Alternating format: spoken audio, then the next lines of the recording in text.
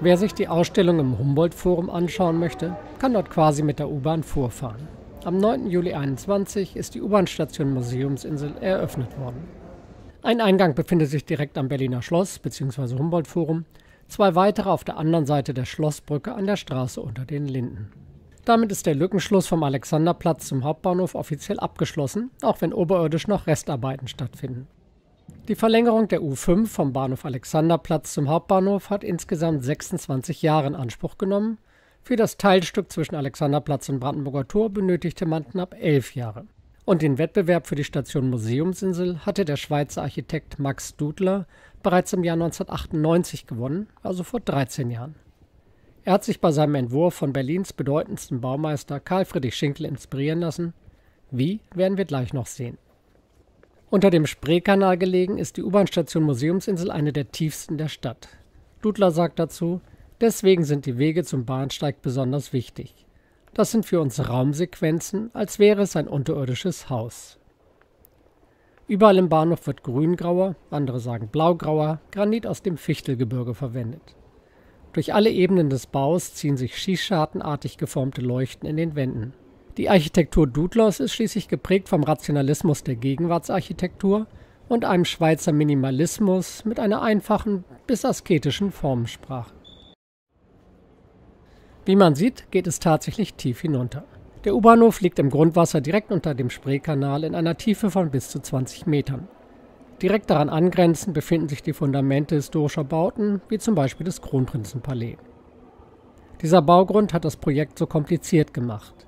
Um in dem Morast unter der Spree überhaupt bauen zu können, musste der Boden über Monate großräumig tiefgefroren werden. Es entstand ein 28 Kubikmeter großer Frostkörper. Der Geschäftsführer der BVG Projekt GmbH, Jörg Segers, sagt, dieser Baugrund habe seinem Team und ihm alles abverlangt. Bautechnisch war das mit Abstand der herausforderndste Bahnhof. Es gibt kein Spezialtiefbauverfahren, das nicht zum Einsatz kam. Am kompliziertesten sei es gewesen, für die Vereisung des Bodens 105 horizontale Bohrungen über mehrere 100 Meter hinweg durch den schwierigen Berliner Untergrund zu führen. Da ist sehr viel Hirnschmalz der Ingenieure hineingeflossen. Zwar empfinde er den Bahnhof als etwas zu gedrungen, mehr Höhe sei aber kaum möglich gewesen. Über uns liegt der Spreekanal, dem würden wir sonst zu nahe kommen. Er sei froh, so Segers, dass sich bei den Bauarbeiten niemand aus seinem Team ernsthaft verletzt habe. Letztendlich hat also alles geklappt und der Bahnhof ist für 150 Millionen Euro fertiggestellt worden.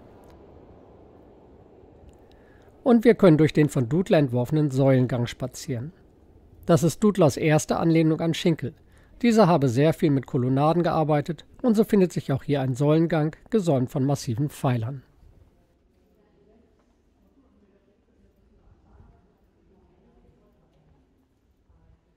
Das Highlight des Bahnhofs sind aber die Sternenhimmel über den Bahngleisen. Diese sind eine Hommage an Schinkel. Karl Friedrich Schinkel war nicht nur Baumeister, der Berlin im 19. Jahrhundert mit seinen Bauten geprägt hat, sondern er hat auch gemalt, Interieurs und Möbel designt. 1815 begann er zudem, sich intensiv mit dem Theater zu beschäftigen und schuf in 1,5 Jahrzehnten Bühnenbilder für rund 40 Opern und Schauspiele, die an der Hofoper unter den Linden und an dem von ihm entworfenen neuen Schauspielhaus am Gendarmenmarkt gespielt wurden.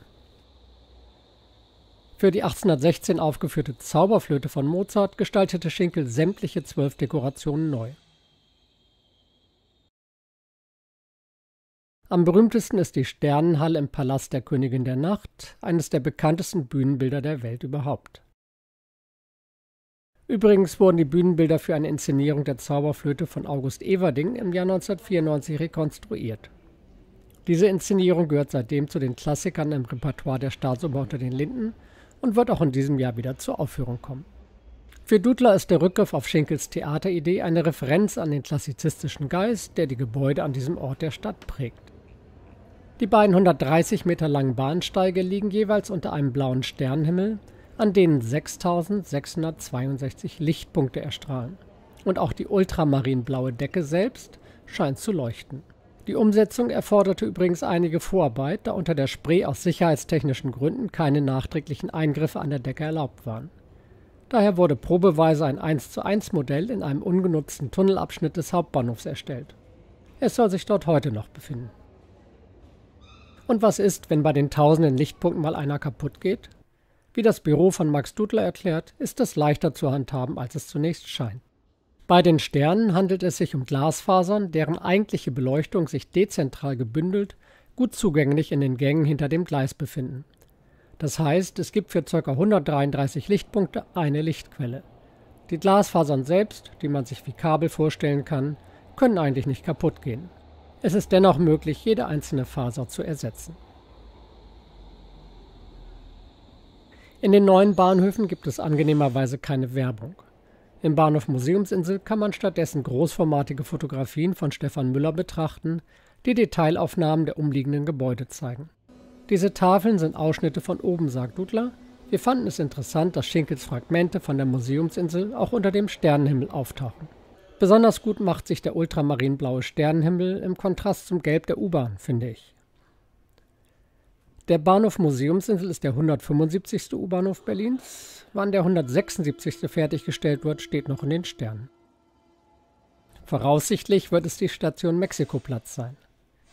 Seeger und sein Team würden ihr gewonnenes Wissen gerne weiter einbringen, zum Beispiel in der Verlängerung der U7.